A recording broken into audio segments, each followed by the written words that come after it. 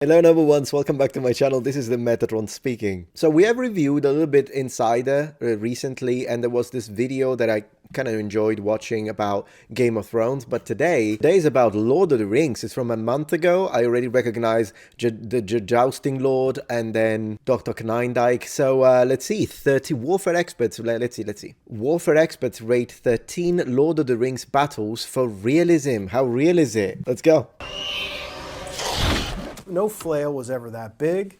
No flail ever had a chain that... Ooh, I didn't know. That's nice. Okay, we're going serious with the medieval armor stuff then, and weapons. But yeah, I was already speaking about the flail. Cool. Long, but in this context, it works great. Hi, I'm Toby Capwell. Hi, I'm Shane Adams, the owner of the Knights of Valor. My name is Ro Knindike. Hi, my name is Neil Kamimura. I'm Dr. Michael Fulton. I'm Jim Kent. Today we'll be looking at scenes from Lord of the Rings and judging how real they are. Okay. A whole battery of archers is gonna really mess some orcs up, which is... Yeah, of course, now these are elves. I love elves, by the way, just putting it out there. From a medieval perspective, they are not pulling enough for power. A professional archer in the medieval period, if a captain of them would see them do this, they would be reprimanded. You have to pull all the way back to your ear to generate as much as, like, maximize the penetrative power and range of a bow. And I'm covering the image. Which is what's happening there. I can't see the types of arrow points they're using, but I see in a lot of films people using broadheads and shooting at armor, and that wouldn't work. Maybe that's a bodkin, honestly. Look, it's kind of thin. Maybe it is a bodkin. There were certain arrow points that were designed to go straight through armor, like a bodkin. It's pointy, but it's bulbous and it's stiffer, and it was designed to kind of punch through armor. Mostly male, though. Even a bodkin is going to have a hard time punching through high-quality steel plate. It's not going to go through. But it can go through mail. It can go through, imagine, like the side of a visor, or areas where maybe the armor is compromised. But, you know, I'll give him that. When you got some big orc dude with a stick coming at you, you're not always going to get a chance to set and make the perfect shot. Absolutely. I mean, this could be applied in actual warfare as well in the Middle Ages. Now, given, again, someone who is experienced, that has muscle memory, I think will have a higher chance to do things properly and correctly from a body mechanic perspective, because that's second nature to a professional. With that being said, panic, or even if it's not panic, in this case it's Legolas, so he is like super guy. But still, it can happen that in the midst of the situation, maybe you don't have great footing and so your form is not perfect. I think that would have happened in the real Middle Ages too. But in order to speed shoot to that kind of level, you'd need a pretty light poundage bow. I'm going to go 4, but it's cool. Man, 4, but it's cool. So what happens when it's not cool? -7? I love Legolas. If I use a quiver, I tend to use a back quiver. It gives you a nice low profile. Quivers you tend to either wear on your hip or your side or your back. Yeah. When you're in the woods, you tend to want to keep a sort of fairly slim profile. So a back quiver is quite useful. I think in a battlefield situation, you could also just stick the arrows on the ground, like right next to you, and you just pick them up. But that's what I would do, I think, if I were, not that I am an archer, but I'm saying if I had to imagine being an archer in a medieval battle, probably that's what I would do. Arrows do make a noise when you shoot them, but they don't quite make a noise like you expect them to, unless you use something called a flu-flu, which is an arrow with really big feathers on the end. The noise that they make is so satisfying. Now, he's got this weird grip on the string. He's got the arrow on the left side of the bow, I think, and he's holding the string like that, which isn't what you do. If you really wanted to hold the string upside down, you'd need the arrow on the right side of the bow. I imagine that's more of an aesthetic thing than anything. Maybe just to give the idea that it's an orc. So, like, they are rough, they are tough, they don't care about form. Maybe that's what they're trying to, that's why they went for, like, now do it this way. So it makes it look like it's different from how humans and elves do it. Maybe that could be a way to interpret it. And I imagine it being an orc. If I had orcs, battalions of orcs that I could use on a battlefield, I would give them the, like, 200 pounds bows. Because, I mean, maybe more, depending on how much stronger an orc is. First, I would test it with a human and an elf, and let's see who is the strongest, and then what that difference is. And once you calculate that, you use it to create a type of bow that only an orc can use, and then we get that power. Maybe even, I don't know, something like that. You can hear as he draws up, you can hear the bow creaking. Now, this is a trope, and that's when the bow comes up to full draw, you hear it creak. Bows don't creak. If your bow's creaking when you come up to full draw, it's probably going to explode on you. But the art... That's very good. I didn't know that. Tree's a little bit all over the shop. I'm going to go 6. Okay, so one thing, not that I'm an expert on rating, but just as a former teacher, as a former school teacher, if you make this face, it's below 5. Okay, I'm just saying. This face means below 5, because 5 is like not bad, not good. 5 is like, meh, didn't leave a mark, but I didn't hate it. So that would be a 5. If you make for a 6, it means that you have liked something about it, because it's above what you would consider just average. I'm going to forget about it the next day. So a 6 does not make this face. This face should be a 3 or a 4, in my opinion. I'm going to get some hate in the comments for that one, but I love Lord of the Rings, so don't come me for too. me. Me too. Hi, I'm Shane Adams, the owner of the Knights of Valor, full contact jousting company. I've been jousting for well over 25 years. So I have 20 international jousting championships under my belt. The goblins open up the door and they charge down. That's a true maneuver. That can easily happen. And My gosh, I would not want to be the knight that is supposed to charge on this thin bridge surrounded by goblins. I would be thinking I'm going to fall. I'm knocking down because they caught them at surprise. And you take 10 guys and put them behind each other and take speed of horse, that 2,000 pounds or 1,500 pounds for a lighter horse, charging into that. It's a bowling ball knocking down bowling ball pins. So the question is, can you keep up that inertia and keep on going? So the initial knockdown will knock the wind out of you. It might not kill you, but it's the other 50, 100, 1,000, 2,000, 3,000 horses trampling over top of you, just like cutting grass on a Sunday afternoon. You're going to mow down what's in front of you. So very true and could easily happen. And particularly with goblins, because think about it, goblins are like the size of a child, like a small, like a 10-year-old or 11-year-old, I would say would be probably I don't know if they have thicker bones because they're green skins maybe, but even if they're not, like goblins in any, as far as I know, whether it be D&D, whether it be Lord of the Rings, whether it be what have you, usually goblins are considered to be like, they're small creatures. Yeah, you could probably knock those off even more easily than regular humans, which would already be knocked off. Man, I love nerding out. it did happen, historically, absolutely. You see King Theoden, kind of wobbling off balance a little bit. It could be the fact that the actor wasn't comfortable in the saddle. Picking up a weapon and wielding it on horseback again is that much more attention to the weapon and less attention on what you're actually riding. When I train people how to joust, I always tell them from the hips down rides the horse, from the hips up does the task. So the upper body can stay, glued and have a good platform to be able to wield that sword or couch that lance or, spear that ring or whatever your job entails on that given specific day. All the goblins this time prepped and prepared with the... Are those goblins? No, I think they're orcs. I don't know, you tell me, guys. Long pole arms, locked down and locked in place, a truly historical defense against the heavy horse charge. To the extent that they actually stopped, a lot of the knights would stop doing that heavy horse charge because that horse was worth so much to them. If they actually had to fight, sometimes they dismount and run in and fight on foot and not take their horse. You can train a horse all your life to do this one specific job, and all of a sudden it's go time, and the horse realizes it's really stupid, and he'd rather you just go and fight yourself, and he's going to go back and hang out with the sumpter. That only works with highly disciplined, high morale troops.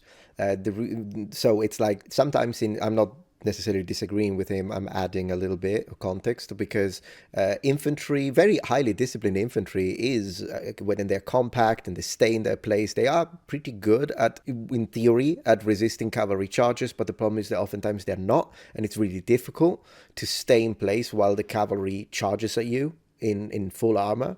And then the moment someone breaks, the whole thing collapses, and then you're up for grabs. But in general, even when we are talking about disciplined spearmen, so maybe let's not go into the pike just yet, but when we go into disciplined spearmen and billmen, they are still not like a perfect counter to the cavalry. There are a lot of factors. Sometimes a cavalry charge can still be absolutely effective even against spearmen, which is one of the reasons why even when we transition to the pike, but then the cavalry becomes even heavier and the horses are even more armored, and you've got, for instance, the French gendarmes that are like super heavy cavalry. When they charge, just pike formations start to not be enough, and that's why they go into pike and shot. So yeah, the pikes are protecting, make it difficult for the cavalry to completely annihilate the gunners, but the gunners are the ones that are actually dealing the damage to the cavalry as they come. So that becomes a situation. Yeah, pike versus cavalry is a dice roll, and there are a lot of factors and variables that will determine who is going to win that confrontation. They had a lot of good historical elements in there, and a Yeah, I lot agree. of good action that could have been seen on a battlefield. So I actually give it a 7. Same. I would have given it a 7. I liked it. Hi, I'm Toby Capwell. I'm curator of Arms and Armor at the Wiles Collection in central London. Since I was a kid, I've been riding horses and fighting in armor. Look at that. I've taken part in competitions, armored combat all over the world. That is metal. Nothing else looks like metal but metal in close-up. All that decoration is etched into the steel with acid. This is film armor as good as it gets. Now, there are lots of great spraying techniques, and you can spray plastic to look reflective, and increasingly it looks more and more like metal, but it doesn't behave like metal. Their armor's a little, you can see it's a little bit too flexy. Yeah, it's squishy, isn't it? There's something about metal that it has a weight, it has a rigidity Yeah. that rubber and plastic and polyurethane don't have. He walks into the battle, and you know the fray. everything you need to know about this guy, and it's all coming out through his gear. They've taken real 15th century armor styles, mostly German, and then turned it up to 11. Sauron is wielding a mace, and maces are real. It's a hafted weapon with a wooden or a steel haft with a flanged or bladed head on one end. So all the weight of the weapon is balanced to the end. Top heavy, yeah. And it's a concussion weapon. And you're trying, rather than to cut or pierce your opponent, you're trying to smash through their defenses. That is way bigger in proportion to him Yeah, it's the fantasy component, yeah. than any real maces were. A real German Gothic, Look at that. high medieval maces of the 15th century are, they're usually pretty short. They're like just a little bit, more than a foot or a bit more long. The heads are quite small. They got Look how thick, though. Like, I still wouldn't want to have to deal with the business end of this. Look how thick the flanges are. And this is something that sometimes on cheap replicas that you can buy online, they get wrong. They make the flanges too thin. Look, the reality is they were very thick. One of the replicas that I had very thin flanges. And what happens is when you hit stuff with it, apart from the fact that it tends to cut into it, but not as effectively as a bladed weapon would have. So at that point, you're not really benefiting from the blunt implement, but they bend, they break, so there's that. these really sharp blades on them, and you're focusing your energy on a really small area. A weapon doesn't need to be massive to have the effect that it needs to have. He's absolutely right, of course, but think about it, even a tool hammer, it's small, but you can crack someone's head with it. But massive always reads well on screen, especially when you've got a Dark Lord of Mordor. and how successfully does it use armor and weapons to bring its characters and its themes across? Yeah. I got to give this 10 as well. Wow. I love the sort of evil Statue of Liberty sort of, aesthetic here. I did not see the Statue of Liberty at all. To me, it looks more like something with a little bit of a pagan look to it, like pagan gods melted with medieval aesthetic. To me, it's kind of a mixture of that and demonic, but I guess evil Statue of Liberty it is.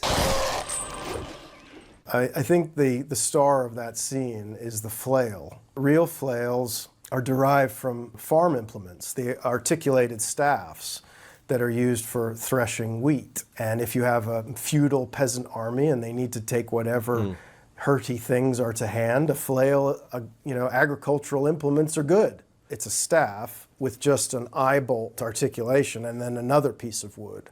When such an idea is weaponized more extensively, they add a short length of chain between the staff and the head. Flails almost exclusively are a lower class common soldier infantry weapon. The knight And I would say that they're not that common, they're quite rare. exclusively are a lower class common soldier infantry weapon. The knights didn't use them. Because they're kind of scary and they have an inherent mechanical intrigue, they've become much more famous and much more popular to the kind of popular conception of the medieval knight than they really deserve. And even like infantry, I know in video games, apart from the knights, but oftentimes like infantrymen, they will have shield and flail, as if it was like the most typical representation of a medieval infantryman's weapon. But it's great here. I mean, again, it totally works here. No flail was ever that big. No flail ever had a chain that long. But in this context, it works great. I can't think of another weapon that would have the kind of visual and story character-driven impact that this has in this scene. It's got. Could I think of that?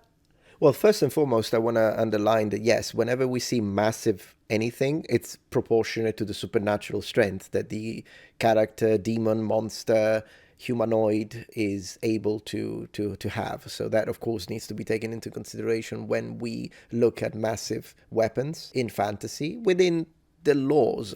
For me, when you have magic, when you have different races and that sort of stuff, it's a lot easier to justify things. But then again, as long as it makes sense within that universe. So for instance, if you tell me that a halfling is using a giant sword, but you don't give me a reason, like you have to give me a reason. Well, it's a halfling, why can he do it? Or because he's got this ring that gives him plus 10 strength, then okay. And it's a different situation, but it has to be justified. So if you give a massive flail, you can tell me it's a demonic lord, so he can do whatever he wants. Then I'm fine with it. What other weapon could have communicated something like this? Maybe some sort of spear, if it was like very. But then again, I guess maybe a spear. Gotta be a 10 out of 10.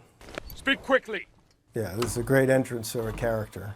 Tolkien imagined the Rohirrim as Anglo-Saxons who fought like knights on horseback. I see. Because the Anglo-Saxons didn't. Yeah. They rode horses, but they got off to fight. Yeah, they did the shield walls they were infantry. They didn't fight on their horses. The design of the helmet is derived from early medieval examples. He really should have his chin strap done up. The helmet is...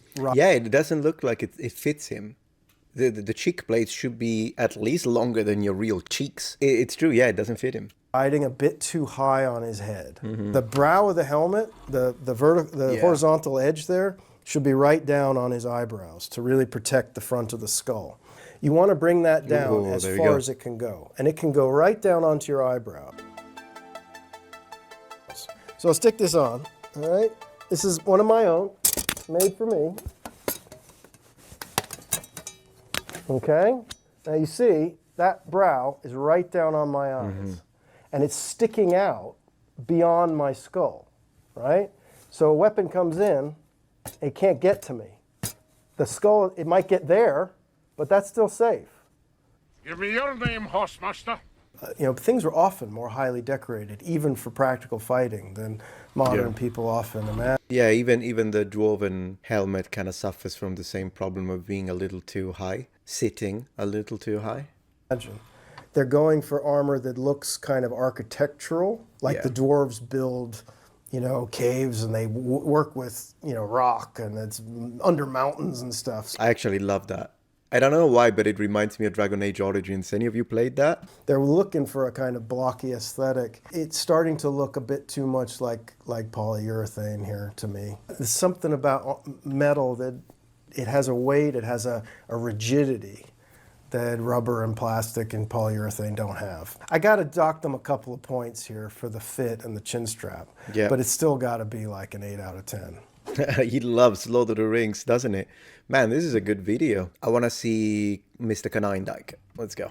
A coal forge. They were putting flux on there to try and forge welded. My name is Roel Konijnendijk. I'm a historian of ancient warfare at Lincoln College, University of Oxford. I specialize in classical Greek warfare. If the old man's in range, why isn't everybody shooting? They're making all these people on the walls hold their arrow. At least the old man is pulling properly, so I'll give him points for that. Plus, that was an amazing shot. For a really long time, and these are really heavy bows, so it's exhausting. Yeah. Armor is intended to keep arrows out. Bows aren't guns. They are meant as suppressive weapon. You use it to keep their heads down. And so, of course, you would still use it even against people wearing plate armor, because even the feel of arrows sort of pinging off your armor or falling around you is going to make you much more cautious. Ricochet, as we were saying, I think on a recent video, maybe this one, I don't remember, but ricochet is a problem when you're hit by a lot of arrows, because some of those arrows will explode on a plate knight, or in this case, plated orcs, and then all of those arrow points and bits of wooden shaft are gonna go all around and maybe hit less armored men-at-arms. Some men-at-arms fight in the manner of the knight, but others might be like if it's a billman or even the archers maybe are nearby. Obviously, attacking walls with ladders is just a really, really risky proposition and usually doesn't work. If you believe they don't have either the courage or the strength to resist you, then you might try this. You just put a lot of ladders against the walls, swarm up, take the place. If you expect it to be defended, it puts you in such a position of vulnerability, approaching the walls one at a time, and it's just not going to go well. But obviously, it is a very common tactic. I mean, you can go to the British Museum right now and see depictions of people assaulting walls with ladders. Yeah, so I mean, the problem when you see this kind of siege scenes in movies is that they always seem to make it really easy for the attacker. If they want to go right up to the wall, they can just do that. If they want to bring siege engines... Yeah, I watched a separate video about that. So let's finish with this guy. And then the rest, you'll find a link in the description. Dr. Michael Fulton. I'm an expert at siege warfare and medieval fortifications. These are terrible catapults. The stones seem to somehow speed up. As it looks more like a trebuchet by the way it functions. Leave the basket. Should slow down from that point. If you look at how big this chunk of stone is, it's significantly larger than the engine that's supposed to be throwing it. True. Now, throwing heads is a real thing. This is an element of psychological warfare. It's definitely an intimidation tactic. When the First Crusade reached Nicaea in 1097, both the attackers and defenders threw heads at each other. It took place more often when you had groups facing off from different cultures. You don't put a trebuchet, a big counterweight style trebuchet, on top of a tower for a few reasons. It is heavy, so the tower actually has to be able to support the weight of the engine. You get a little bit more range, but that horizontal range is actually less than the vertical height that you've elevated the engine. Yeah, not to mention, I have to agree with him. I would have put actual smaller catapults on Aggers, Scorpio, definitely, Balliste. That's what I would have put, because siege engines war engines were put on top of battlements, absolutely, like in Syracuse by Archimedes. But yeah, maybe not a trebuchet on a tower like that. You put it on the ground behind the tower, all of a sudden you don't have to worry about supporting this engine and all its stresses, and you actually get the shielding of the wall in front to protect it from the enemy's machines, who are presumably trying to break it up. There is this desire or need to make them really big and really impressive. So these were important weapons, but nowhere near as exciting as Hollywood loves to make them out to be. Wow, look at that. To attack a big curved wall is just like attacking any other wall. Rounded towers are designed purposely to deflect incoming artillery and such. Cohesively, a rounded tower is stronger because it doesn't have corners, so you don't have the same kind of points of stress. So if you're trying to undermine a tower, a round tower is slightly stronger than a square one. Cities built on cliffs that you'd attack. Why don't you just build on top of the cliff? As real as an orc siege of a make-believe city can be, I'm still gonna have to give this 1 out of 10. Oh wow, he's a harsh one. Very cool. All right, for the rest of the video, absolutely refer to the original, so we can go and give him a comment, a like, and a view. And I'll leave a link in the description, of course, and in a pinned comment. Thank you very much for watching. I'll see you tomorrow for my next daily upload. And remember, the Metatron has spread his wings. Goodbye.